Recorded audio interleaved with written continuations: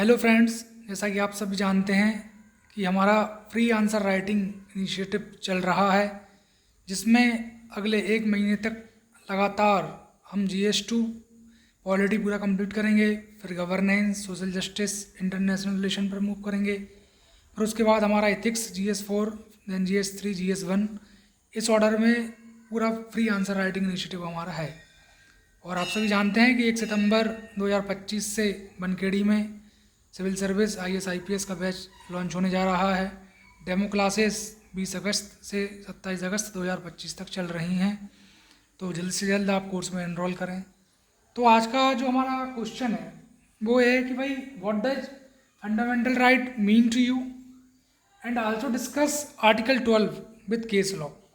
तो जब इसका हम आंसर देखेंगे तो सबसे पहले हम इस बात को समझेंगे कि फंडामेंटल राइट का मीनिंग क्या है। तो व्हाट इज फंडामेंटल मतलब ऐसे राइट जो संविधान ने, कॉन्स्टिट्यूशन ने हमको गारंटी किए हैं, जिनके साथ छेड़छाड़ हम नहीं कर सकते।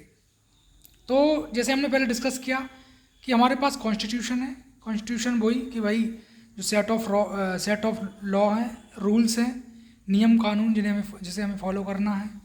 फिर वो कॉन्स्टिट्यूशन फर्दर, जैसे मैंने बताया था पिछले वीडियो में, कि कॉन्स्टिट्यूशन पार्ट में डिवाइडेड है, पार्ट 1, पार्ट 2। जैसे पार्ट 2 में सिटीजनशिप है, पार्ट 1 के अंदर आर्टिकल 1, 2, 3, 4 है, इसमें बात की गई इंडिया दैट इज भारत। तो फिर उसके बाद हम बात करते हैं कि भाई पार्ट 3, तो पार्ट 3 में हमारा आता है फंडामेंटल राइट। ठीक है, और ये फंडामेंटल राइट जो पार्ट 3 में है, इसमें आर्टिकल 12 से लेके आर्टिकल 35 यानी आर्टिकल 12 से लेके आर्टिकल 35 तक मेंशन है। आर्टिकल 12 में स्टेट की डेफिनेशन के बारे में जिक्र है कि भाई स्टेट की डेफिनेशन क्या है। आर्टिकल 13 हम कल देखेंगे, इस तरीके से एक आर्टिकल हम कवर करेंगे। तो फंडामेंटल राइट का बेसिकली जो कंसेप्ट है, इससे लिबर्टी और इक्वालिटी, लोगों की आज़ादी और सभी लोग बराबर हैं, ये चीज़ प्रमोट होती है। किसी भी तरीके से आप डिस्क्रिमिनेशन नहीं कर सकते। जैसे आर्टिकल 15 में हम देखेंगे कि कोई भी डिस्क्रिमिनेशन कास्ट के बेसिस पे, रिलीजन के बेसिस पे, जेंडर के बेसिस पे नहीं कर सकते इंडिया में। सभी लोग इक्वल हैं, सभी धर्म इक्वल हैं, सभी के राइट सेफगार्ड होना चाहिए। अगर किसी के फंडामेंटल राइट, मौलिक कर्तव्य जैसे हिंदी में हम कहते हैं, मौलिक कर्तव्य अगर सेफगार्ड नहीं हुए तो वो डायरेक्टली आर्टिकल 32 के तहत सुप्रीम कोर्ट में याचिका लगा सकता है, सुप्रीम कोर्ट मूव कर सकता है और उसके जो फंडामेंटल राइट हैं वो प्रिजर्व हो सकते हैं। जैसे आर्टिकल 21 में हुसैन आरा खातून वर्सेस स्टेट ऑफ इंडिया का जो केस है, तो उसमें राइट टू स्पीडी ट्रायल की बात है कि भाई अगर किसी व्यक्ति ने कोई भी अपराध करा है या तो पुलिस क्या कर रही कि केस डायरी पेश नहीं कर रही कोर्ट में, ठीक है, और वो जो व्यक्ति है उसके फंडामेंटल राइट का हनन हो रहा है, तो फटाफट स्पीडी ट्रायल हो जाए। या मान लीजिए कोई सेक्सुअल हरासमेंट का केस है वुमेन का, तो वो जैसे फास्ट ट्रैक कोर्ट का भी एस्टेब्लिशमेंट की हमने बात करी, तो स्पीडी ट्रायल मतलब बहुत फटाफट जो है वो पूरा जो केस है वो निपट जाए। तो उसके लिए आर्टिकल 21 में राइट टू लाइफ जो है and right to life with dignity, दोनों की जो बात की गई है आर्टिकल 21 में, आगे हम देखेंगे। तो उसकी बात की गई है, तो कहीं ना कहीं जो सिटीजन के राइट हैं वो सेफ गार्ड हों। लेकिन ये फंडामेंटल राइट हैं तो ये बेसिकली अमेरिका के विल ऑफ राइट, अमेरिका से लिया गया ये कंसेप्ट फंडामेंटल राइट का, और अमेरिका में तो एब्सोल्यूट है, लेकिन इंडिया के केस में रीजनेबल रिस्ट्रिक्शन हम लगा सकते हैं। जैसे कि भाई आप बहुत ज़ोर ज़ोर से डीजे बजा रहे हैं और किसी हॉस्पिटल के वहाँ से आप निकल रहे हैं, अब उसी हॉस्पिटल में कोई हार्ट का मरीज़ है जिसका ऑपरेशन हो रहा है मान लीजिए, या भर्ती है, तो भाई कहीं ना कहीं उसके लिए तो बहुत हेल्थ इशू हो जाएगा। तो उस केस में फंडामेंटल राइट पर रिस्ट्रिक्शन हो जाएगा कि आप ये नहीं कह सकते कि भाई मैं तो बजाऊंगा डीजे, मेरी मंशा है।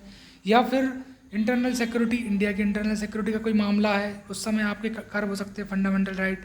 जैसे हमारा किसी देश से युद्ध हो गया, तो आगे हम देखेंगे क्लासेस में कि इमरजेंसी अगर लग गई, एक्सटर्नल वार का केस हो गया, तो उस केस में आपका आर्टिकल 19 जो फ्रीडम ऑफ स्पीच एक्सप्रेशन है वो कर्व हो जाएगा। उसी प्रकार अगर हम बात करें कि भाई लॉ एंड ऑर्डर की सिचुएशन है, जैसे कि कोई भी चक्का जाम आपने कर रखा है, ठीक है, प्रोटेस्ट आप कर रहे हैं, बट उससे क्या हो रहा है कि ट्रैफिक जाम हो रहा है। ट्रैफिक जाम होगा तो एक्सीडेंट के चांसेस बढ़ सकते हैं, लोगों की जान जा सकती है।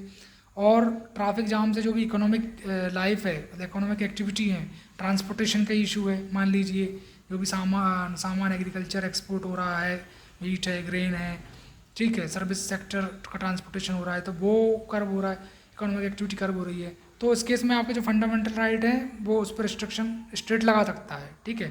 बाकी तो फिर वो कोर्ट के ऊपर है कि भाई कोर्ट देखेगा कि रिस्ट्रिक्शन सही है या नहीं है।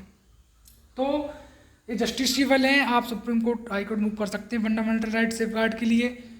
आगे अगर हम बात करें आर्टिकल 12 की, और बेसिकली ये जो फंडामेंटल राइट है मोरल डेवलपमेंट, स्पिरिचुअल डेवलपमेंट जो भी इंडिविजुअल का है, ओवरऑल पर्सनालिटी उसकी प्रिजर्व रहे, तो उसके लिए भी फंडामेंटल राइट का ही कंसेप्ट है। और जो भी पुअर है या रिच है उनके बीच में डिफरेंस ना रहे, सभी लोग इक्वल हैं। जैसे आर्टिकल 14 में हम देखेंगे equality before law and equal protection of law, तो कानून की नज़र में तो सभी इक्वल हैं, चाहे वो रिच हो चाहे पुअर हो। बात करें हम आर्टिकल 12 की कि आर्टिकल 12 में क्या है, तो आर्टिकल 12 में डेफिनेशन है, किसकी डेफिनेशन है, स्टेट की डेफिनेशन है। स्टेट के बारे में बोला है कि स्टेट के अंदर कौन कौन सी जो गवर्नमेंट के ऑर्गन है वो कवर होंगे।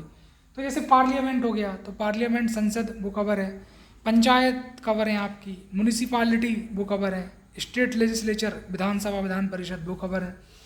उसी प्रकार आर डी शेट्टी केस में तो ये बोला गया कि भाई आर डी शेट्टी केस जो है, तो उसमें सुप्रीम कोर्ट ने बोला कि भाई जो भी मतलब ऑर्गेनाइजेशन है वो अगर कोई भी गवर्नमेंट का फंक्शन कर रहा है, जैसे टीसीएस है, अब टीसीएस पासपोर्ट बना रही है, तो टीसीएस है तो एक प्राइवेट कंपनी, बट वो पासपोर्ट बना रही है तो एक गवर्नमेंट ऑर्गेनाइजेशन का काम कर रही है, तो वो भी स्टेट के अंदर आ जाएगी। जैसे हम एयर इंडिया की बात करें तो एयर इंडिया स्टेट के डेफिनेशन में नहीं आएगा। क्यों नहीं आएगा? क्योंकि भाई इसको टाटा ने क्या कर लिया है, मतलब उस पर कंट्रोल कर लिया है अपना पूरा शेयर, उसके 51% से ज़्यादा शेयर टाटा के पास है, तो वो स्टेट के डेफिनेशन में नहीं आएगा। ठीक है, उसका डिसइन्वेस्टमेंट हो गया है। उसी प्रकार अगर हम बात करें जैसे दिल्ली मेट्रो है, तो दिल्ली मेट्रो स्टेट के अंडर डेफिनेशन में आ जाएगी।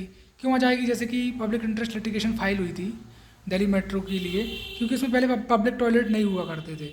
तो भाई जब सुप्रीम कोर्ट में केस गया तो सुप्रीम कोर्ट ने कहा कि भाई जो दिल्ली मेट्रो है वो स्टेट की डेफिनेशन में है और आपको जो है पब्लिक टॉयलेट कंस्ट्रक्ट करना होगा। फिर उसके बाद क्या हुआ, पब्लिक टॉयलेट कंस्ट्रक्ट हुए। टाइड एंड वाटर का जो है कि भाई टाइड एंड वाटर पीएसयू जो है तमिलनाडु का, और टीसीएस वो टाटा, सॉरी, तो टाटा और तमिलनाडु का जो पीएसयू है उन दोनों ने मिलकर टाइड एंड वाटर को बनाया है।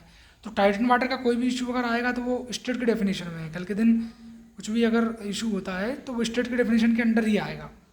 उसी प्रकार हम बात करें रूपा अशोक हुर्रा केस की, तो रूपा अशोक हुर्रा केस में ये बोला गया है सुप्रीम कोर्ट ने कि भाई जुडिशियरी अगर कोई भी काम ऐसा कर रहा है स्टेट की फंक्शन का, जैसे कि Vishakha versus state of Rajasthan की हमने पहले बात की थी कि सेक्सुअल हरासमेंट का केस था। एक वुमेन थी जो कहीं काम करती थी किसी ऑर्गेनाइजेशन में, तो पब्लिक एट वर्क प्लेस में सेक्सुअल हरासमेंट का केस आया। तो सुप्रीम कोर्ट ने सरकार को डायरेक्शन दी, ऑर्डर दिया कि भाई आप sexual harassment of women at work place act constitute कीजिए। पर 2013 में जो है गवर्नमेंट ने sexual harassment of women at work place act Vishakha versus state of Rajasthan को मद्देनजर रखते हुए गठित किया। तो यहाँ पर जुडिशरी क्या कर रहा है, यहाँ पर जुडिशरी जो है एक स्टेट का फंक्शन कर रहा है, तो यहाँ जुडिशरी भी जो है स्टेट के फंक्शन में आ जाएगा। उसी प्रकार हम मैनुअल स्कैवेंजिंग का केस देखें कि भाई जनरली हमने देखा है कि मशीन वगैरह जो भी नाली वगैरह साफ करते हैं तो उसमें लोगों की जान तक चली जाती है, तो आर्टिकल 21 राइट टू लाइफ उसे हमें प्रिजर्व करना है। तो उस केस में भी जुडिशरी अगर कोई भी डायरेक्शन दे रहा है तो जुडिशरी भी स्टेट के डेफिनेशन में आ जाएगा। तो इस तरीके से हमने आज देखा कि भाई फंडामेंटल राइट क्या है और आर्टिकल 12 की डेफिनेशन में जो स्टेट का कंसेप्ट है, अलग अलग केस लॉ से हमने देखा कि किस तरीके से स्टेट की डेफिनेशन को एक्सपांड किया जा रहा है। तो इस तरीके से हमारा क्वेश्चन कंप्लीट हुआ। कल भी हम एक नए क्वेश्चन के साथ आएंगे। कल हम आर्टिकल 13 देखेंगे, फिर इस तरीके से आर्टिकल 35 तक हम लगातार फंडामेंटल राइट अप करेंगे। तो वही मेरा आप सभी से कहना है कि ज़्यादा से ज़्यादा इस वीडियो को शेयर करें। मनगढ़ी के आसपास पिपरिया, गाडरवारा, सुहागपुर, शोभापुर, नरसिंहपुर, करेली जो भी बच्चे हैं वो डेमो क्लास ज़रूर अटेंड करें, देखें कि किस तरीके से पढ़ाया जा रहा है, किस तरीके से नॉलेज डिलीवर किया जा रहा है। एडमिशन लेना या ना लेना वो एक सेकेंडरी है, बट फ्री में जो भी क्लासेस चल रही हैं, मेरा आप सभी से अनुरोध है, सभी पेरेंट्स से अनुरोध है कि अपने बच्चों को डेमो क्लासेस में ज़रूर भेजें। Thank you very much. Kindly share, subscribe my YouTube channel.